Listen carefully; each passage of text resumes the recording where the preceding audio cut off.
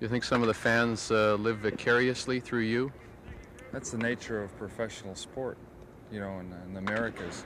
Everyone used to be an athlete and just you fall by the wayside somewhere during your life, and so you've vicariously substituted watching kids, they're men that don't want to grow up and stay kids, and that's basically what we are.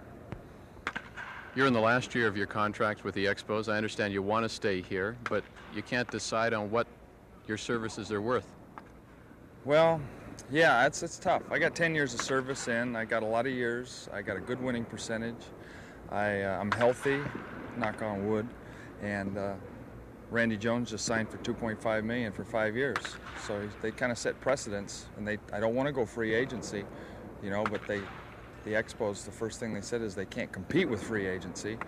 So it kind of says, push it, go out in the market. And I don't want to, but I think they'll come up with something equitable. I said, heck, I'll play for half that much. You suggested that you wouldn't mind the fans determining your salary. Is that right? Yeah, I just threw that out. That way I get some mail. I'm lonely, and they write me a lot of letters. I got something to read in my locker. It'd be nice. If I had the money, I'd pay Bill League top place in the National League. I think he's worth all the money he can get, and I hope he stays in Montreal.